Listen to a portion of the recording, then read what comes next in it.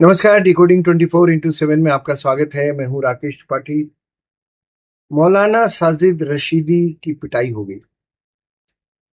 एक news channel के एक डिबेट शो के बाद रशीदी के बयान से नाराज एक समाजवादी पार्टी का नेता उठा और मौलाना को धड़ाधड़ चांटे रसीद कर दिए। और आखिर करते भी क्यों नहीं। उनके नेता की पत्नी के पहनावे को लेकर मौलाना रशीदी ने कमेंट कर दिया था, जो भद्दा था। अब मौलाना रशीदी मुसलमान हैं और उन्होंने मुसलमानों की रहनुमा पार्टी के अध्यक्ष की पत्नी पर कमेंट कर दिया, तो पार्टी में थोड़ा असमंजस तो था। असल में अखिलेश यादव हाल ही में दिल्ली में संसद से निकले तो अपनी पत्नी और समाजवादी पार्टी की सांसद डिंपल यादव को के साथ दिल्ली की ही एक मस्जिद में चले गए किसी मीटिंग में। उनके साथ कुछ समाजवादी पार्टी के दूसरे नेता भी थे। सांसद इकरा हसन भी उनके साथ मौजूद थी। उस बैठक की फोटो जब सोशल मीडिया पर आई तो वायरल हो गई। कर्टसी कुछ मौलवियों ने इस बात पर आपत्ति जाहिर की कि मस्जिद यानी एक धार्मिक जगह पर बैठकर राजनीतिक मीटिंग क्यों हो रही थी। ये भी कहा कि अखिलेश यादव को इसके लिए माफी मांगनी चाहिए। और कुछ लोगों ने तो डिंपल यादव के पहनावे पर भी टिप्पणी कर दी और कहा कि वो पहनावा मुस्लिम संस्कृति तो छोड़ दीजिए, भारत की संस्कृति के हिसाब से भी नहीं था। खैर, अब मुस्लिम संस्कृति और भारत की संस्कृति, इस पर तो लंबी बहस हो जाएगी। मैं भी इस पर बोलना चाहता हूँ, लेकिन अभी फिलहाल इतर नहीं जाते हैं विषय के। तो डिंपल यादव तो एक साड़ी में थी और उनके पहनावे को लेकर बयान कुछ ऐसा था कि हम यहाँ उसका जिक्र नहीं कर सकते।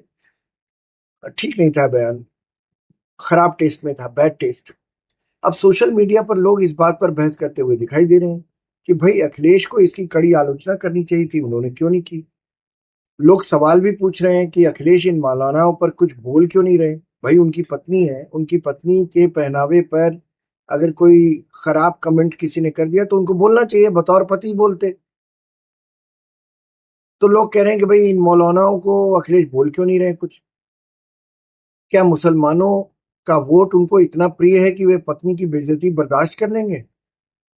तरह तरह के मीम्स और वीडियो भी बन रहे हैं।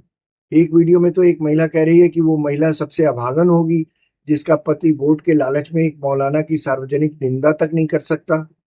एक दूसरे वीडियो में तो एक यादव समाज का एक लड़का ये कहते हुए दिखाया गया है कि भाई हम लोग यादव रेजिमेंट बनवाने के लिए तख्तियां लेकर धूप में खड़े रहते हैं, और जब मथुरा के राधा कृष्ण मंदिर का मुद्दा आया तो कोई यादव सामने नहीं आया, क्योंकि इससे MY समीकरण खराब हो जाएगा।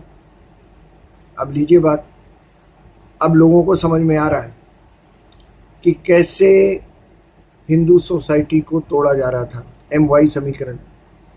अब बात तो सही कही उसने। एक और मीम में एक लड़का अखिलेश यादव की मिमिक्री करता हुआ दिखाया गया। इस घटना के बारे में सवाल पूछने पर वो अपनी लाल सफाई टोपी को सरकाते खिसकाते हुए कहता है कि भाई मौलाना लो अब मौलाना लोग ही अब बता दें कि वे संसद में किन कपड़ों में जाएं तो उसी में जाएंगे।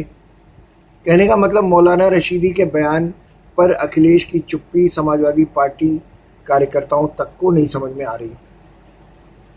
तभी तो एक टीवी डिबेट के खत्म होते ही एक समाजवादी पार्टी कार्यकर्ता ने मौलाना रशीदी को रसीद कर दिया 2-4 थप्पड़।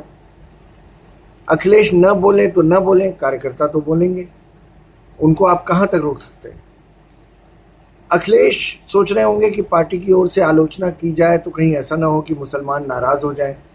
अब मुसलमान तो समाजवादी पार्टी के पक्के वोटर ठहरे, तो उन्हें नाराज किया नहीं जा सकता। कांग्रेस वैसे ही जीभ लपलपाते हुए बैठी हुई है कि कैसे मुसलमान उधर से टूटें और वो उनकी झोली में गिरें। तो इसीलिए ये अपमान का घूंट अखिलेश यादव पी गए।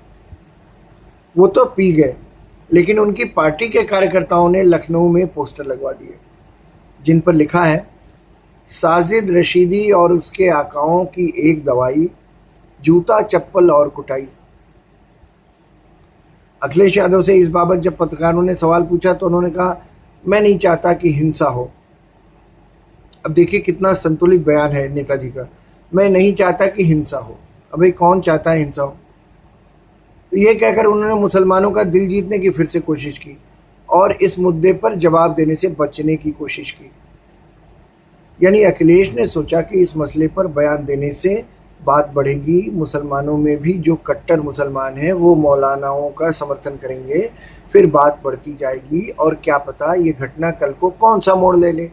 2027 में यूपी में चुनाव है तो क्यों इस मामले को तूल दिया जाए, क्यों इसमें उलझा जाए।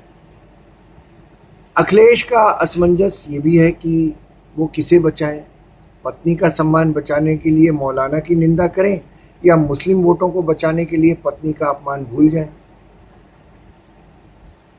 राजनीति बहुत कठोर होती है ये तो सुना था दोस्तों, लेकिन हृदयहीन होती है ये अब पता चला।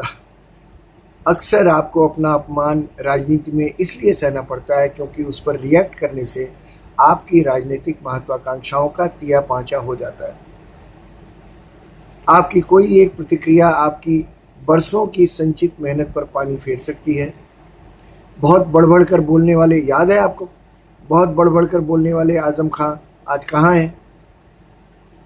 आप सबको याद होगा, उन्होंने कहा था मैं डीएम को कहूँगा मेरे अब अल्लाह ताला ने चाहा तो डीएम से अपने जूते पॉलिश कराऊंगा। आप सबको पता है वो आज कहाँ है। खैर, अखिलेश बेशक इस मुद्दे पर चुप्पी साध लें, उनके सपोर्टर्स तो वही कर रहे हैं जो उनका मन कर रहा है। अब देखिए बिहार में क्या हो रहा है। बिहार में मुहर्रम के एक जुलूस के दौरान मुसलमानों ने एक यादव लड़के की पीट कर हत्या कर दी, लेकिन तेजस्वी यादव कुछ बोल ही नहीं पा रहे। क्यों नहीं बोल रहे भाई इस मामले में? बिहार में होने वाली बाकी तो सभी घटनाओं के बारे में बोलते हैं, आप कहते हैं नीतीश चाचा का लॉ एंड ऑर्डर गड़बड़ है, लेकिन यहाँ क्यों नहीं बोल रहे? तो दोस्तों, जाति और धर्म पर आधारित राजनीति करने वालों का यही हश्र होता है, क्योंकि अति कर जाते हैं। और हमारे यहाँ तो संस्कृत में एक श्लोक है, अति सर्वत्र वर्जयेत। अति वर्जित है, बहुत अति हो जाएगी तो फिर गड़बड़ हो जाता है। तो ये मसला है, एम वाई समीकरण। अब बिहार में वाई पिट रहा है, एम पीट रहा है, तो तेजस्वी यादव मौन है, मूक है, क्या करें, बोल ही नहीं सकते। अगर वाई के समर्थन में बोलेंगे तो एम नाराज हो जाएगा, एम के समर्थन में बोलेंगे तो वाई खिसक जाएगा, तो इससे बढ़िया चुप ही रहो। तो ये है कठोर और हृदयहीन राजनीति का एक चेहरा। खैर, आज का एपिसोड यहीं तक। अगले एपिसोड में फिर मिलेंगे किसी नए मुद्दे के साथ। मुझे दीजिए इजाज़त। नमस्कार।